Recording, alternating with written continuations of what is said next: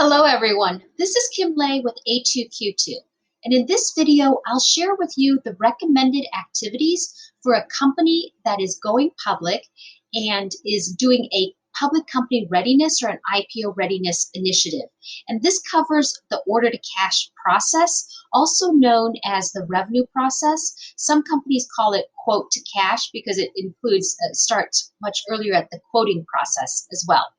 So at the top here, you'll see the types of activities from assessing gaps to documenting and I'll go through each of these three areas in terms of activities and what we would recommend, what's optional. And then I'll also share with you what's covered in the sub-process for an order to cash.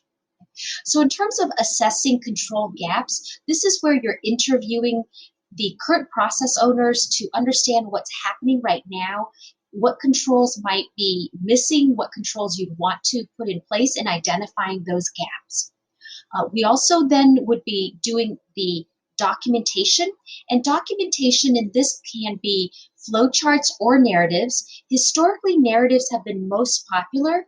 Over the last 2 to 3 years, flowcharts have been more popular, mostly because the external auditors have been pushing for that, and that's because the PCAOB, who's been auditing the external auditors, have said you don't understand the flow of a process well enough. Flowcharts are the best way to go.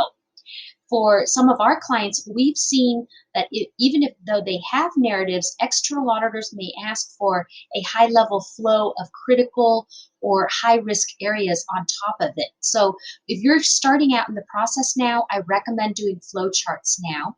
And in a separate video, I have examples of what those flowcharts would look like.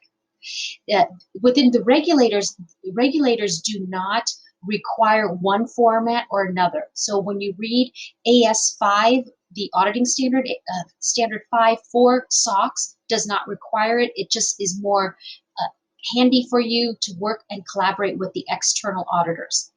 Next is going to be creating the risk control matrix, or otherwise known as the RCM. And here you can see that the RCM is actually one of the most critical documents. Your external auditors will be using it a lot. It's also a great way for you to see it's a listing of all of your key controls and your non-key controls. After you have the RCMs, we would highly recommend a walkthrough. A walkthrough is a show and tell of the actual process from initiating the transaction to finally recording the transaction. And the difference between a process interview and a walkthrough is an interview is just asking, how do you do this? Someone will tell you verbally.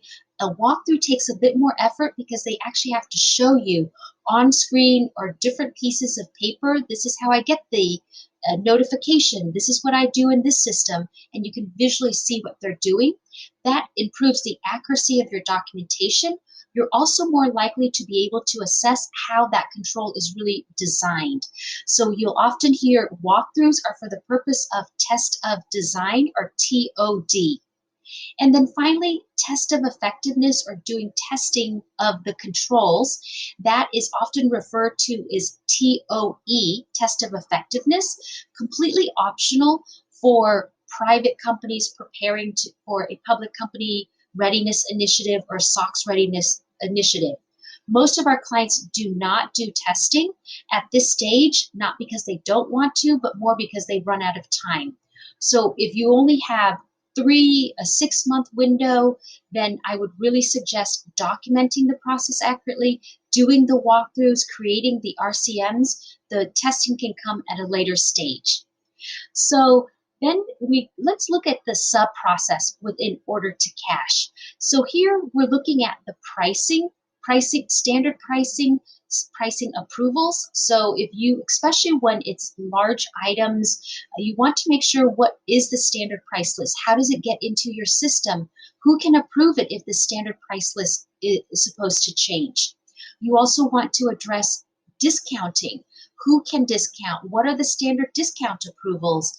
Does everything require approval? Are there certain ranges that are acceptable that the first level manager can give 5 to 10%? Directors can give 10 to 20%. VPs can give 20 to 50% as examples. Once you have the standard pricing, you have all of that, then the order management, contracting, terms and conditions. Who approves terms and conditions? Who can sign them? What are the legal contracts? Those are very important because they drive the accounting on the back end and the potential disclosures and liabilities that you may have. We also then would cover customer invoicing. How do you make sure that you send that out accurately and completely to customers?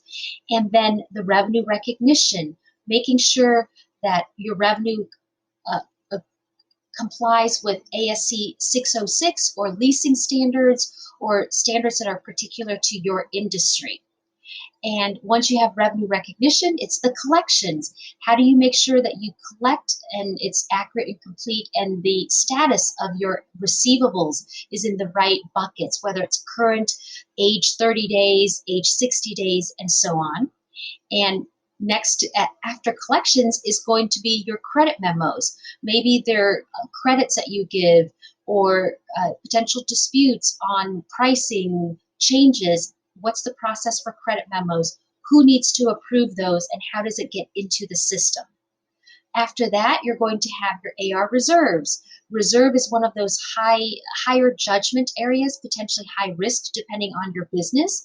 So what's the process to compile the reserves, prepare the reserves, review the reserves, approve the reserve, and record it?